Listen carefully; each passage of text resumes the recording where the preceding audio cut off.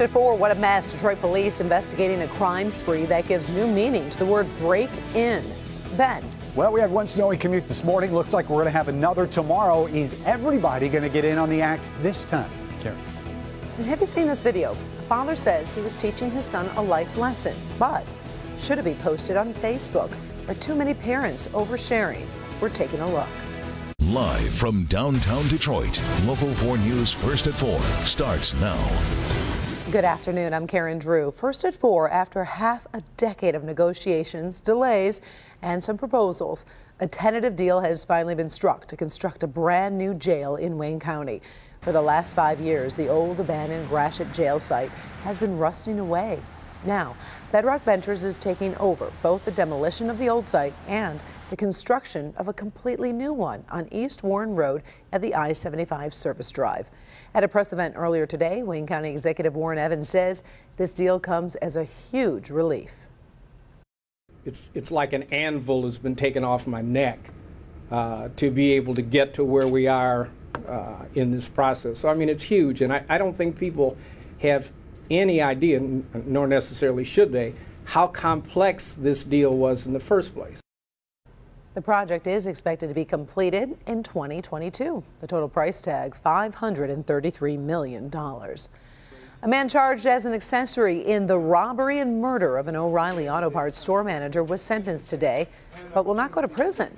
Leviticus Butler faced a judge this morning in the crime that left store manager James Haller dead.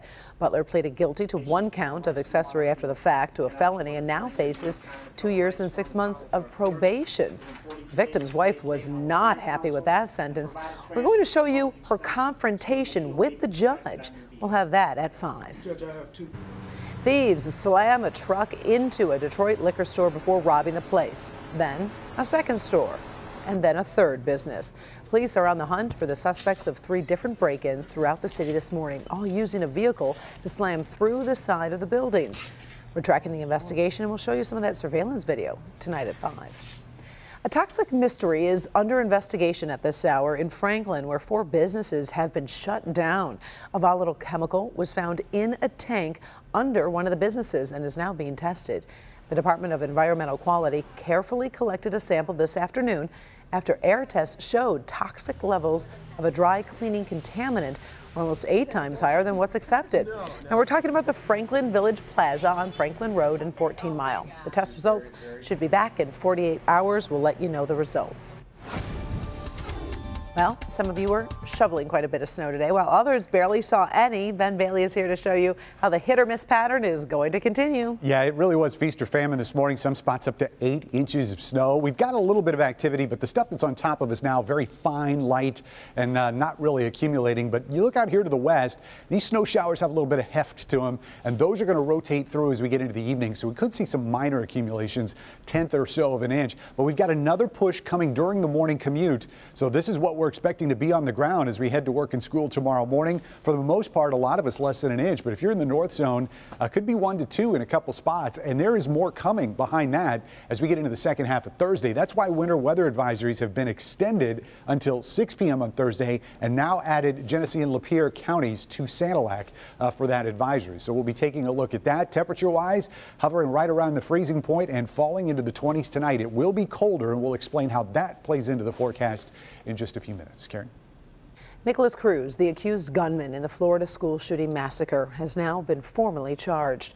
Cruz faces 17 counts of premeditated murder and 17 more charges of attempted murder. Police say Cruz has confessed to opening fire inside Marjorie Stoneman Douglas High School back on February 14th with an AR-15, killing 17 students and teachers. Cruz remains behind bars in the Broward County Jail until his next court date. From Wall Street jitters to a sex scandal that just won't go away, President Trump is surrounded by plenty of turmoil just in the past 24 hours. Kimberly Gill is in the newsroom tracking the stories and the stock market, which just closed. Kim. Yes, it did just close. Karen will show you those closing numbers in just a moment, but the Dow Jones started the day with a 300-point drop. The jitters come one day after another key departure from the Trump White House. Now, less than 24 hours ago, President Trump's top chief economic advisor supervisor handed in his resignation. Gary Cohn is seen by many as a moderating influence in the administration, and he's very well respected on Wall Street. While the president and Cohn have been very respectful of each other in their public comments, multiple sources tell NBC Cohn refused to back the president's new tariffs on steel and aluminum. Today, the president tweeted he will make a decision on Cohn's replacement soon, and he tweeted, quote, "Many people wanting the job will choose wisely." Now, here's a look at how the markets closed today after that big drop at the opening. The Dow Jones struggled all day trying to get back into positive territory, and as you can see, it closed down about 82 3/4 points. It's a mixed market today. The Nasdaq is up about 24.5 points, and the S&P 500 is down about 1 3/4 points. As if the financial fallout of Cohn's resignation isn't enough to worry about, President Trump is also facing a new lawsuit from adult film actress Stormy Daniels. There have been reports that Daniels had an affair with President Trump years ago, but she can't talk about it because she signed a non-disclosure agreement and was paid $130,000. Daniels is now suing to void that agreement because President Trump never signed it. Instead, it's signed by President Trump's attorney, Michael Cohen. The president has denied any affair, but Cohen admits that Daniels was paid, but he will not say what that payment was for. So, Karen, we'll be talking more about Cohn's resignation and the tariff controversy during an update from Washington, D.C. That's coming up on the news tonight at 5. Until then, we'll send it back to you in the studio. All right. Thank you very much, Kim. Yep. First at 4, we're tracking stories making headlines around the world. We'll start in Turkey with some dramatic video of 2 women jumping from a hotel to escape a fire.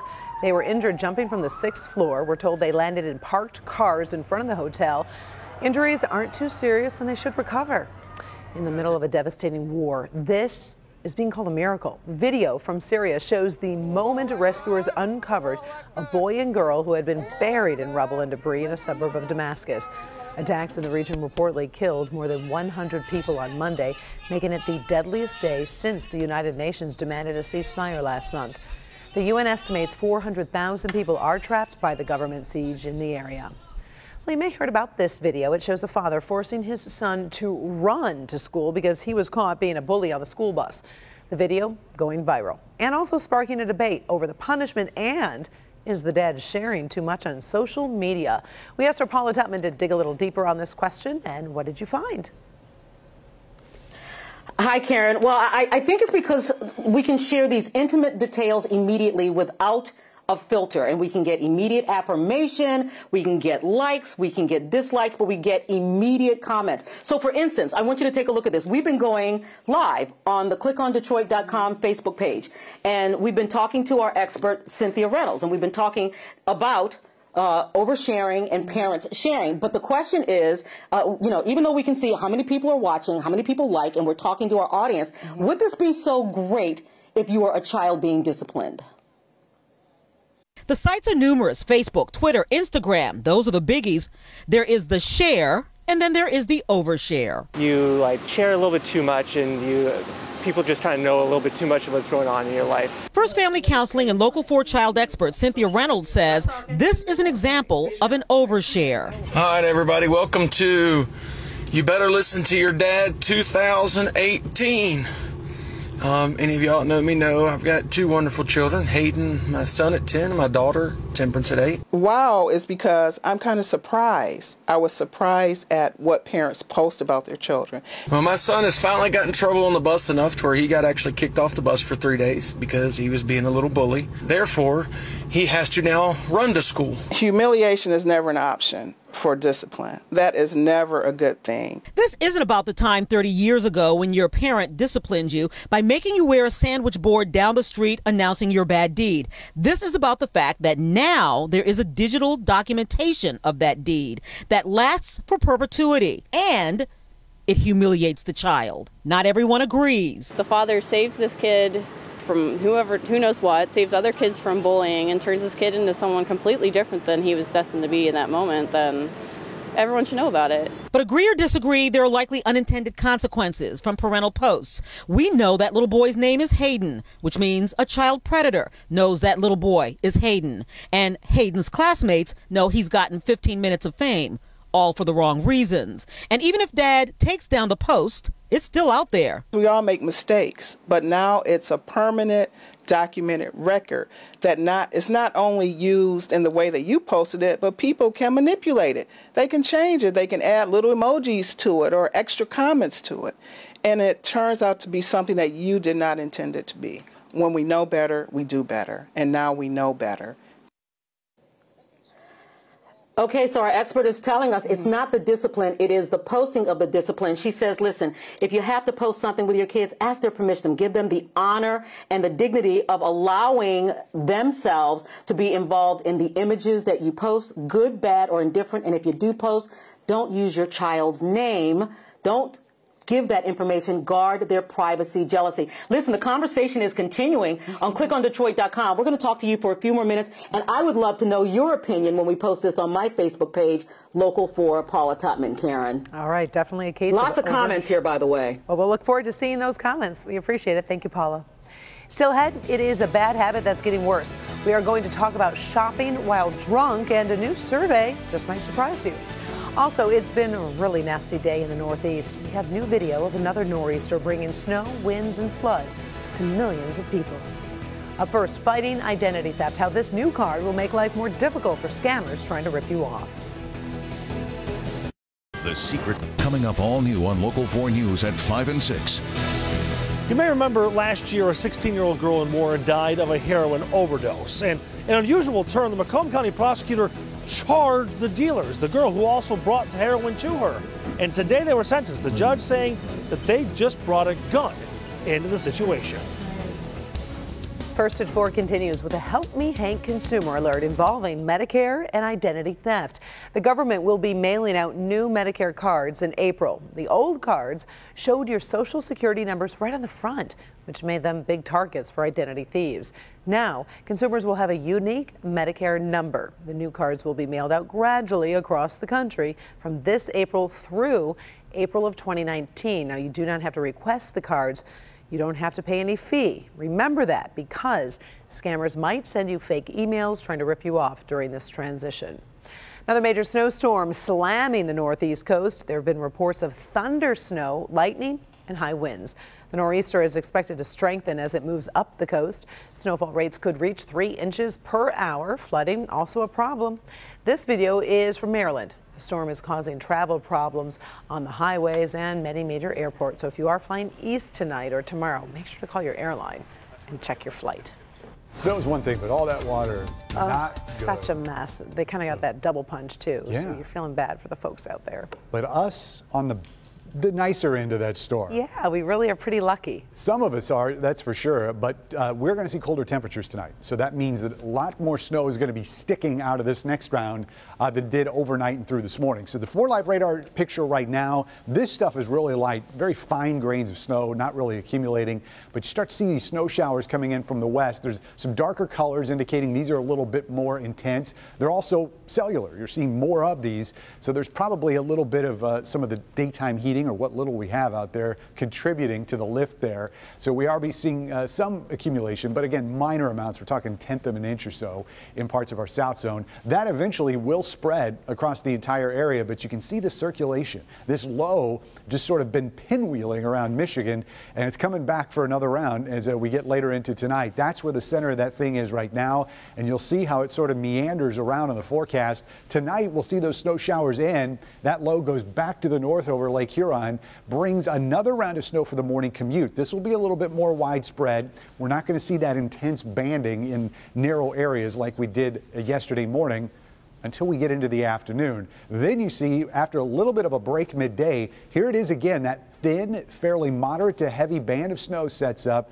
It could be a little bit west or east of that point, but we're pretty confident there is going to be one, and that's going to add to those totals pretty significantly. Snow finally wraps up by about midnight, and we're going to look at totals that are accumulations from now through the day on Thursday. Starting in the metro zone, some of the lower totals we're expecting probably 1 to 2 inches, and again, a lot of this is going to fall during the morning. morning commute. South zone numbers pretty much 1 to 2 inches. Some spots may be seeing less than an inch, and that's down near the state line. And then those numbers start rising the further north you get. West zone 1 to 3 inches, maybe 4 here towards Clarkston. It all depends on where that narrow band sets up. It looks like right now the maximum is going to be about 5 inches, and that's going to be somewhere within that band, but still a fairly widespread area of 3 to 4 inches across the north zone, maybe a little bit lower totals towards the center of that low, which is out over Lake Huron. Otherwise, temperatures tonight, 24 degrees. It is going to be a little bit colder, so more of that snow is going to stick. We saw almost all of it melting off the roads for this morning's commute, but that probably is not going to be the case tomorrow. Only expecting a high of 35, and we will see periods of snow. Wind's going to be cranking too, 15 to 25 miles an hour. So the 7-day forecast gets a little bit warmer on Friday, but a lot warmer for the weekend. Well, a little bit warmer on the weekend, 39 and 40, and we get the sunshine and no snow. So that's the bonus, Karen. Ben, still ahead, shopping while drunk. Who spends more, men or women? We'll tell you what the new survey says. And this story has been trending all day long. New Barbies, better role models. Can you identify the 3 women on your screen being honored by Mattel? We'll be right back. In today's trending stories, a few glasses of wine or a couple of beers, throw a credit card in, and oh, you could be in danger. Then add a computer, and that's a horrible combination. A new survey finds nearly half of Americans admit to regularly shopping while drunk. It found Americans spent an average of $448 per person in drunk purchases in 2017. That's nearly double what they spent in 2016. They're spending money on food, shoes, clothes, and gambling. Men spend more while drunk shopping than women, about $564 compared to $282. New at 5:30, we're going to hear from you about your worst drunk purchases. We'll have stories you've been sharing on our Facebook page. And that's only the people that admit to being drunk. That's so a good probably point. a bigger number. No, I agree with you. I think there are a lot of people out there. This story is trending. A lot of dog owners talking about this afternoon. Researchers in Britain have found that using baby talk with your dogs actually improves your bond. During the study, they found dogs are much more likely to respond to speakers using a high-pitched voice and saying words that are relevant to the dog. Things like, that's a good boy, or want to go out. Researchers hope the results help owners and veterinarians, even rescue workers, working with dogs. I think we should just all talk to each other. Wouldn't that be great? Good job, Ben Bailey. That's the forecast. That would be kind of funny. All right, this is what a traditional Barbie looks like. Now, Mattel is introducing new dolls just in time for International Women's Day. Take a look. This is aviator Amelia Earhart, painter Frida Kahlo, and math expert Katherine Johnson. You know her. She worked for NASA. She was seen in the movie Hidden Figures. These are just a few of the new dolls. 14 Shiro dolls, as they are being called, will be released. This comes after Mattel surveyed 8,000 moms all around the world who said they're worried about the role models their daughters are exposed to. Good job, Mattel. Well, many of you voted in our 4 Frenzy Fan Choice Awards for high school sports. Well, we are unveiling some of the winter winners. Congratulations to Emily Freiken. She's from Ladywood and has been voted favorite athletic director. Romeo Weems of New Haven is best junior basketball player. Drake Pauls of Huron High, favorite wrestler. Maricela Vasquez of Woodhaven is a top pick for competitive cheerleading. Congratulations to all of them, and you can see a complete list of those winners at clickondetroit.com. Still ahead, a blast from the past that might change your breakfast plans for tomorrow. We'll be right back. Many children who are bullied suffer in silence. One woman is trying to change that. I'm going to tell you a story about the power of words. After she was bullied, she vowed to use her voice and words to help other teenagers. Her survival guide to bullying for both kids and parents, tonight at 11. We became Michigan. Finally, first at 4 today is National Cereal Day, if you didn't know it. And so, to mark the occasion, our web team pulled up some pretty cool classic cereal commercials. Some of you of a certain age might remember the ad we're about to show you. 1, 2 scoops of raisins are the reason. Kellogg's Raisin Bran so pleasing. I ripen 2 scoops of raisins for every box as part of this nutritious breakfast. 2 scoops of raisins for breakfast now. Nintendo. It's a cereal. Wow. Well, I didn't know if you I'm sorry, I couldn't hear. Oh. I was just going to be like, that's a very old commercial. I don't remember that at all. The packaging on the box, but that song, no. Kellogg's Raisin Bran, by the way, introduced in World War II. Yeah, okay, there you go. That's what I said. I don't remember that. Well, you can find more commercials going as far back as the 50s as we show, and also some from the 60s, 70s, and 80s. It's kind of fun to check it out, so just hit up our website, clickondetroit.com. But Schoolhouse Rock, is that in? Oh, yeah, but that's not cereal. That's true. But usually that was. The cereal. You're right. Thanks so much for joining us. Inside Edition is next. Have a good one.